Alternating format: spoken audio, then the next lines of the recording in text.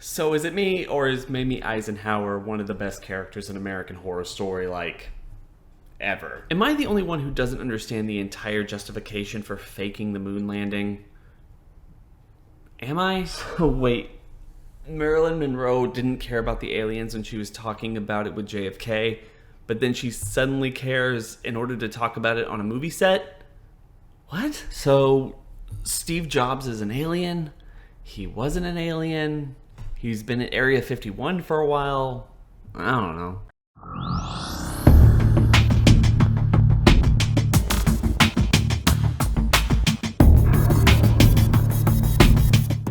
What's up, guys? Today we're going to be talking about American Horror Story Double Feature Part 2 Death Valley Episode 9, if that wasn't a huge mouthful already. And this episode jumps around a lot. I mean, a lot. We start in 1954 with President Eisenhower and Mamie Eisenhower still abducted by the aliens, and they're determining whether or not he's going to sign a treaty between the aliens and the United States, proclaiming that if he doesn't do it, they're going to go to the Russians, and then they're just going to simply take them out and by force, whatever. Honestly, this entire back and forth about whether or not President Eisenhower is going to sign this treaty doesn't make a whole lot of sense in this season.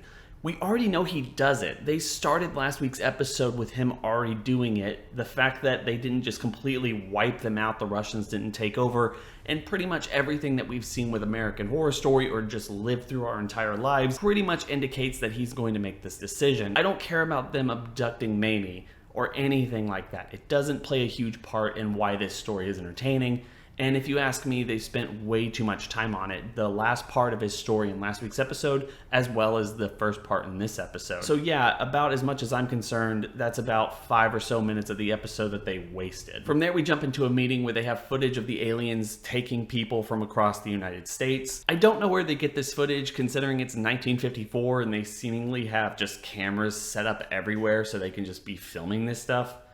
Doesn't make a whole lot of sense to me, but maybe they had planes. I don't know. Tell me in the comment section. Then we jump 3 years later in 1957 with no communication between the aliens whatsoever since that 3-year gap. And that's where we're finally introduced to Cody Fern's character, Valiant Thor, who barges his way into the White House and later shows himself to be some kind of a cyborg. I feel like one of the things they're trying to get to here is that he's supposed to be the first man in black, and in fact, there might be more like him. They might all be cyborgs, or they're just templates based on him, and they're all just going around doing the bidding of the government. That's not really clear. I'm not entirely sure it's ever going to become clear, but regardless, Cody Fern always comes and brings his A game. He is an interesting character to say the least, considering he only has probably 2 episodes to play off this character, and given the fact that it's a cyborg, you don't expect him to do a whole lot or have that much of a personality, but because of the relationship they build with him and Mamie throughout this episode, and hopefully in next episode as well, there's a lot of personality there. I'm gonna get to Mamie later because, my god,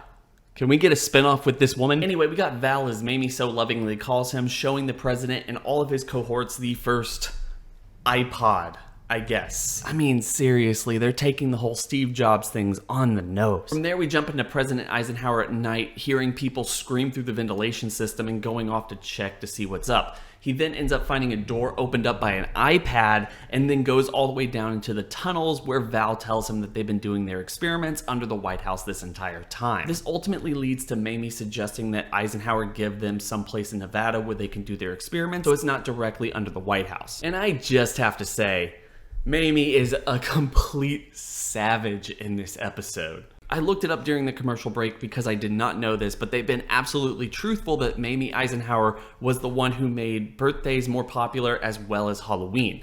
And I feel like Ryan Murphy and co are playing a huge tribute to her, to making her a very good character and having Sarah Paulson portray her as such because she's probably one of the reasons we have this show in the first place. If people did not like Halloween or celebrate the spooky season the way that they did, then maybe we wouldn't have all these niche content brands that we have these days, like American Horror Story, The Walking Dead, and pretty much all of our horror movie content. So the fact that they're using this episode and hopefully next episode to make this character one of the more standouts of the entire series makes a whole lot of sense, and quite honestly, I want to see way more of her in the future.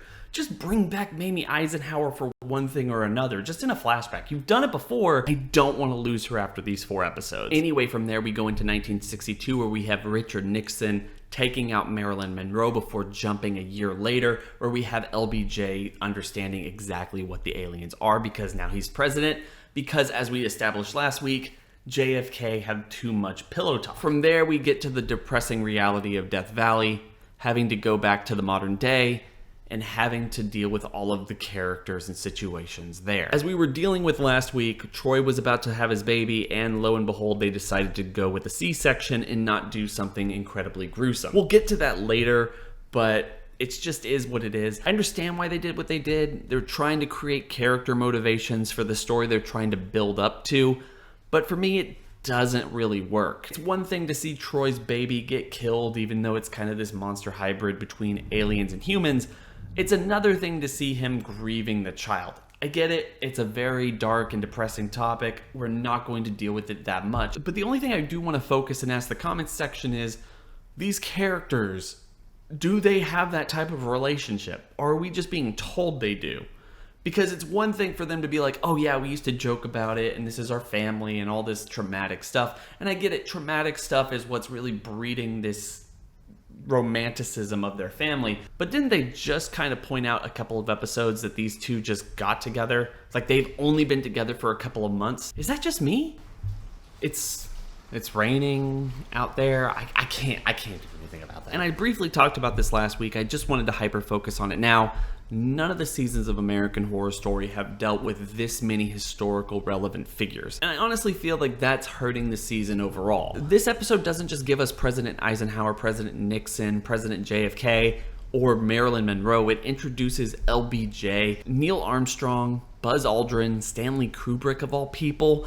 We've already seen Steve Jobs. I mean, like, they're just pulling from all different sources. Pretty much anything that's ever been related to aliens or moon landings or conspiracy theories, they're just diving for. And honestly, it's getting a little bit exhausting, especially with how fast we're just steamrolling through content in order to get to the end of the story that they want to. The episode ends with Cale about to give birth and Troy not wanting them to take the baby like they did with him, ultimately taking him to the moon landing site, doing his own C-section of all things. That is a terrible idea. And then giving birth to their new baby girl, who ends up being a half human, half alien monster thing that ends up killing Cale. Or at least that's what it looks like, because we cut to black. All in all, this was a really good episode. There's just a ton of exposition here and there, and they're just trying to get through the story as quickly as possible, which is a bit of a shame, and one of the biggest problems that American Horror Story Double Feature has had this entire season. You can build a couple of episodes that are really solid on their face, but when you really start putting together the story and trying to close every single loop, you're going to run into problems because we haven't had enough time with these characters. We don't care about them as much as we would in any other season, because it's not like we've been spending a ton of episodes with them.